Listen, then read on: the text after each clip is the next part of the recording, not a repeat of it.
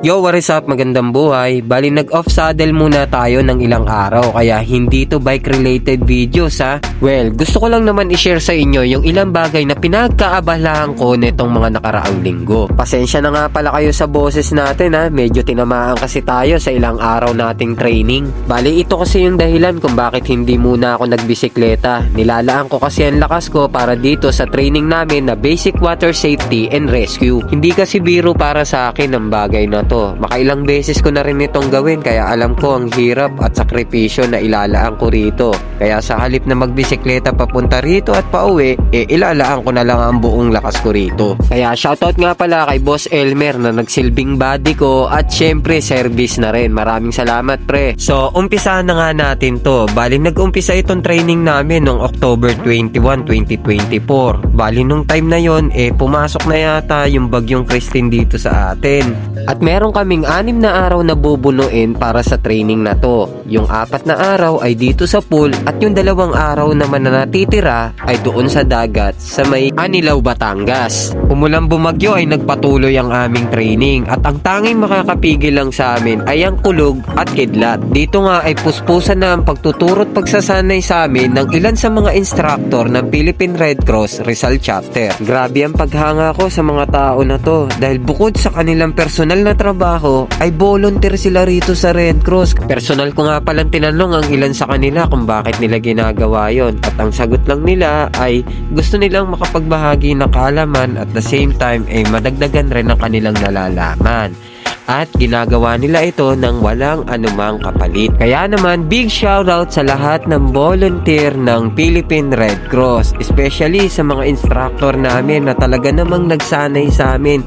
Bagamat nahihirapan na kami sa mga oras na to at ilang araw na ginagawa namin ang mga bagay na to. Ganun pa man kailangan naman talaga namin pagdaanan to nang sa ganun mas handa kami sa mas malaki pang pagsubok na haharapin namin sa dagat. Sobrang laki lang rin talaga sa akin ng tulong ng pagbibisikleta ko sa araw-araw. At syempre sumusundot din naman tayo ng takbo at paglalangoy nang sa ganun hindi mabigla ang katawan natin kung sakali man dumating ang pagkakataon na to. Sa ilang araw na pagtitraining namin dito ay kanya-kanyang daing ang mga tropa. Nagsakitan nga ang kanilang mga katawan. Ako naman hindi sumakit ang aking katawan. Yun nga lang, nagtai ako ng mga oras na to kaya hindi talaga nila ako malilimutan. O diba, overthink malala ka ngayon dyan. Ang mahalaga, wala namang lumutang na ebidensya. October 25 at 26 dapat nasa Anilaw, Batangas na kami kung saan gaganapin ang 1 milya mahigit na lalangoyin namin sa dagat. Kaya lang dahil sa bagyong Christine ay kinonsidera ang seguridad ng bawat isa. October 28 nang tuluyan na kami bumiyahe papunta ng Anilaw, Batangas. Grabe sama ng pakiramdam ko ng mga oras na to. Ipinagpasa Diyos ko na lang. Buo naman kasi ang loob ko ano't ano pa man ang mangyari sa pupuntahan namin. And finally nakarating na nga kami rito sa pansamantala yung tutuluyan namin. Pasado 1:00 na nang makarating kami rito. Medyo maganda pa ang panahon bagamat nakapasok na rin ang bagyong Leon. Hindi pa man din natatapos sa pinsala ng bagyong Christine. At eto nga pala yung pansamantalang magiging kwarto natin dito sa may Eileen by the Sea Beach Resort. Kung napansin nyo, naipon ang mga kalat sa tabi ng dagat dahil sa bagyong Christine. Ibang klase yung dalang tensyon ng mga naglalakihang alon na to. Bigla tuloy ako nakaramdam ng gutom. Buti na lang at nag-aasikaso na ng pagkain nang makarating kami rito. Habang naghihintay matapos ang pagkain ay pinagmasdan muna namin ang naglalakihang alon sa dagat. At ayun, lalo lang kaming nagutom. At sa wakas, kakain na! Isa ito sa pinakamasayang bahagi ng karanasan namin dito dahil bibihira kaming magkasama-sama dahil may kanya-kanya kaming venue binabantayan. Napakasarap lang rin talagang kumain ng sabay-sabay. Kaya naman maraming salamat sa naghanda ng mga kakainin namin. Muntik na tuloy naming makalimutan na hindi nga pala team building to. Matapos ang ilang drills na isinagawa namin ay tamang relax muna habang naghaantay na naman na makakain kaya dinalaw ko muna ang ilang tropa sa kanilang kinalalagyan. Sa mga oras na to, alam kong halo-halo na rin ang nararamdaman ng bawat isa. Ngunit sa gantong sitwasyon, sa isa't isa lang rin kami huhugot ng lakas maliban syempre sa panalangin.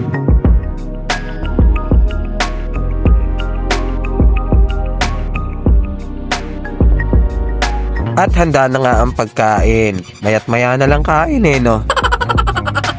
Napaka-solid na naman ang hinihanda na pagkain na pagsasaluhan ng bawat isa sa gabing ito.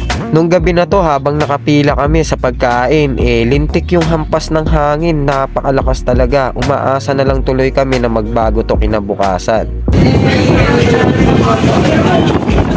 Hanggang sa kinabukasan, October 29, 2024, ito ang tumambad sa atin. Yo, what is up? Magandang buhay! Yan. Kaya tamang lakoy na. So first group kami. Dami lang talagang kahoy para tao isa gigilid na napupunta rin dahil gagawa ng bagyo. Yan. So hopefully ma-survive natin. At malakas naman ang fighting spirit natin dyan. Pero sana kaming lahat makasurvive. O yun lang. Peace. Ganda po sa inyo lahat. Ingat. Bago ang mga huling pagsubok sa araw na to ay nakapag-ulmusal pa kami. Yan, may lugaw at syempre meron din tinapay na hinanda ng mga bossing natin sa IASCO. So maraming salamat po sa mga boss natin sa IASCO.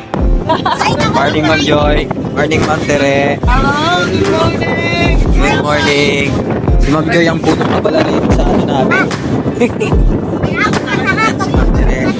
Aming boss.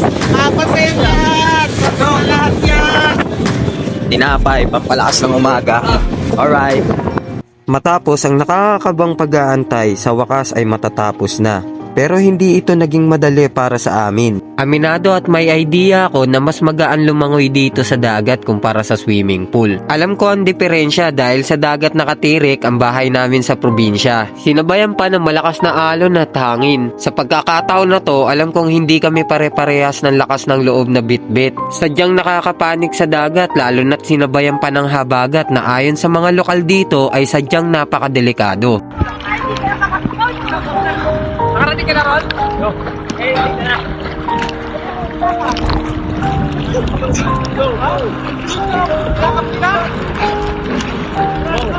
Bok! Eh, sa likod! Lakad mo ako! Bravo lang yan! Sir!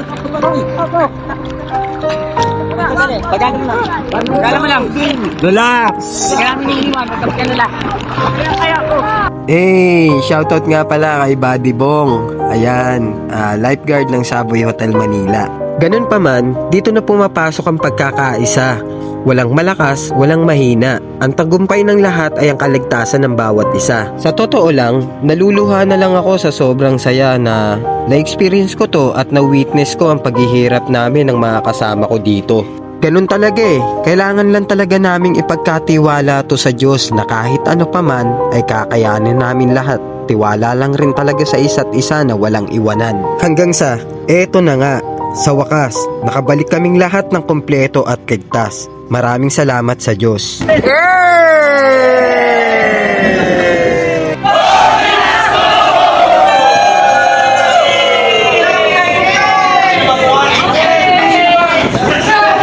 At syempre kukunin ko na rin ang pagkakataon na to para pasalamatan ang lahat ng nakasama natin sa experience na to. Magmula syempre sa mga instructors at syempre sa mga bossing namin sa IASCO, magmula sa nagluto ng pagkain, sa mga kumuha ng video at kung ano-ano pa. Syempre sa mga bossing ng DMCI na nagpakita rin ng suporta sa amin. Especially sa lahat ng mga kasama ko. Congrats sa ating lahat mga buddy. Lahat ng pagsubok natin hindi lang basta-basta binigay ni Lord ng walang dahilan. Minsan gusto niya na paghirapan pa natin para mas matikman natin yung tunay na tagumpay. Kasi wala nang mas tatamis pa sa tagumpay na pinagpaguran at pinaghirapan. Kaya kung nahirapan man tayo sa sitwasyon natin ngayon, may kapalit yan. Isipin mo lang sa dulo bawat paghihirap mo, dun mo makikita at mararanasan yung tunay na kaligayahan.